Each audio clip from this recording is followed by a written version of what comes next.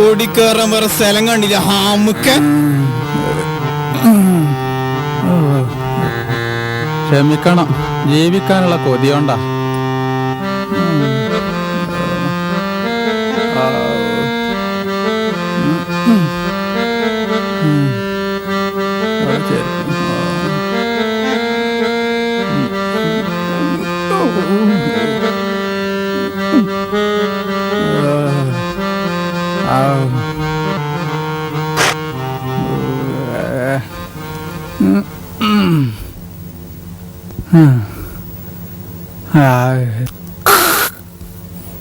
ഈ നാട്ടിലെ മുഴുവൻ ആൾക്കാരെ ഇടി കിട്ടിയാലും ഇജി നന്നാവില്ലടാ പഹയാ.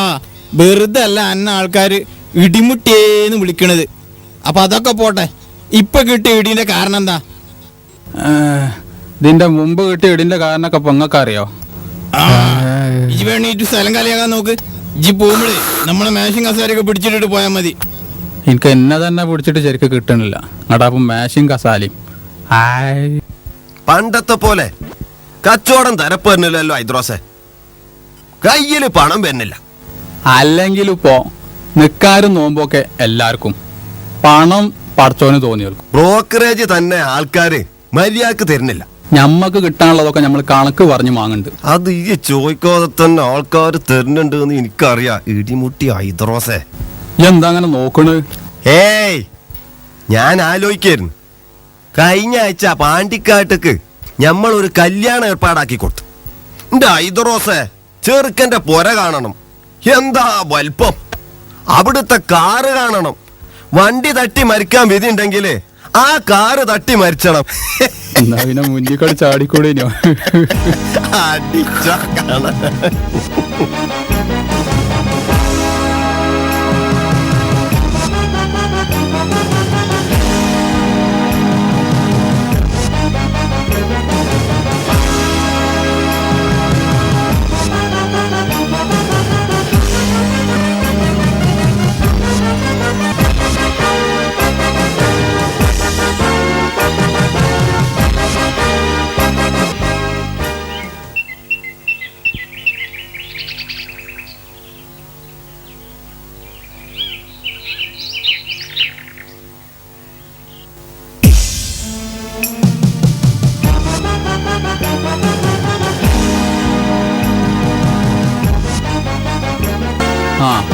എനിക്ക് നല്ലൊരു കോളത്തോണ് മറക്കാരെ. ബെന എവിടെ പോയി? ഓൻ പോയ നന്നായിയാ. മുഴുവൻ എനിക്ക് തന്നെ എടുക്കാലോ.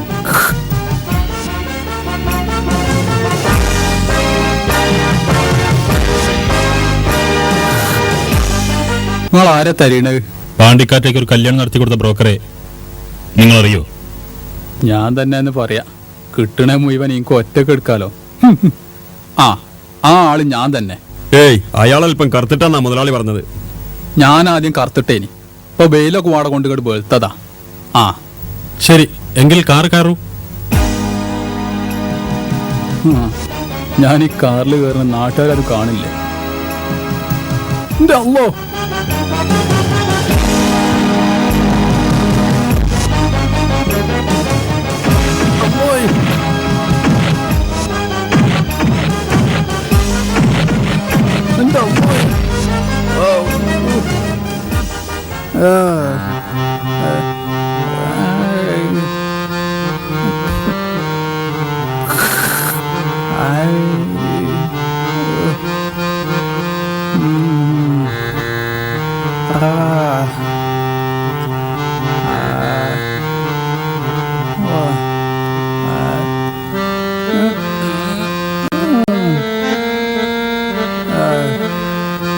കാറിൽ കയറിയതാരും കണ്ടിട്ടില്ലെങ്കിലും ഇറങ്ങിയതെല്ലാം അംക്കുകളും കണ്ടിന്.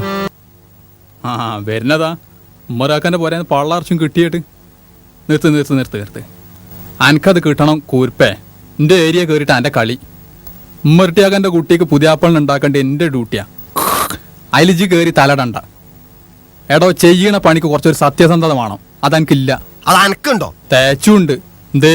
എന്നിട്ടാണല്ലോ പാണ്ടിക്കാട്ടിൽ വന്ന ടീമിനോട് എനിക്ക് കിട്ടാനുള്ളത് ചോദിച്ചു വാങ്ങിയത്. ആ കാര്യം ഞാൻ മുണ്ടി എന്റെ മോന്തക്കിട്ട് ഞാൻ കീറും.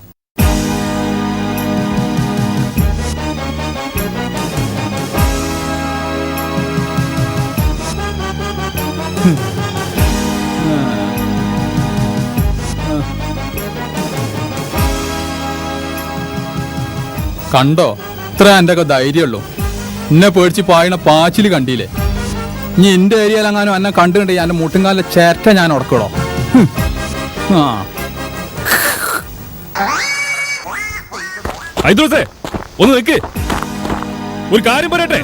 പണ്ടൊരു കാര്യം പറഞ്ഞതിന്റെ ക്ഷീണം ഇതുവരെ മാറിയിട്ടില്ലോ.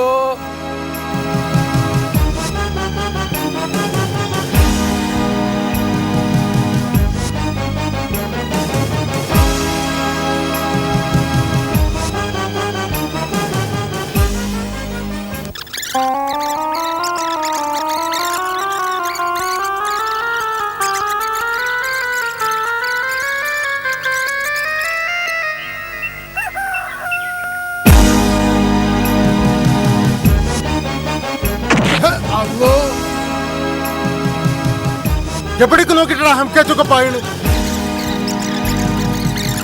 ഏത് ബാപ്പാന്റെ തലയിൽ കഴിച്ച് പണിണ്? സുബ്ഹാനല്ലാഹ്, ദാ വരുന്നു. റബ്ബേ,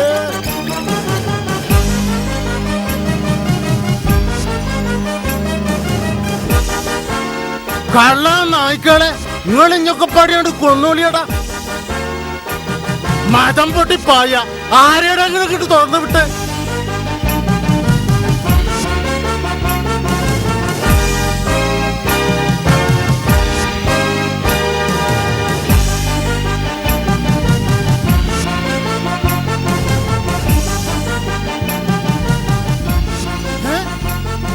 ഇങ്ങോട്ടല്ലേ വരണോ പടച്ചോനെ?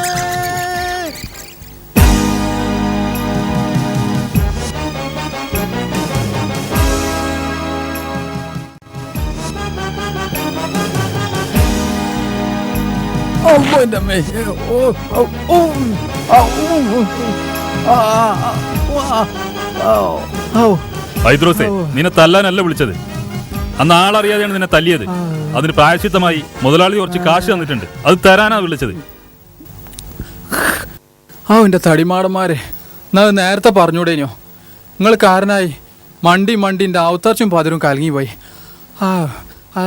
പിന്നൊരു സന്തോഷ വാർത്ത. ഇന്നു മുതൽ മുതലാളിയുടെ ആസ്ഥാന ബ്രോക്കറായി ഹൈദ്രോസിനെ നിയമിച്ചതായി മുതലാളി അറിയിച്ചിരിക്കുന്നു. ഇനി മുതൽ ഓരോ കൊല്ലവും മുതലാളിക്കുള്ള വിവാഹാലോചനകൾ നടത്തുന്നത് ഹൈദ്രോസ് ആയിരിക്കും. ഇനി ഹൈദ്രോസ് ചെയ്തു തരേണ്ട ഒരു സുപ്രധാന ജോലി കൂടി ബാക്കിയുണ്ട്. ഞങ്ങളെ പറ്റിച്ചു കിടന്ന ആ മരക്കാരെ എങ്ങനെയെങ്കിലും പാണ്ടിക്കാട്ടൊന്ന് എത്തിച്ചു തരണം. അത് ഞാൻ ഏറ്റു. ഓക്കേ.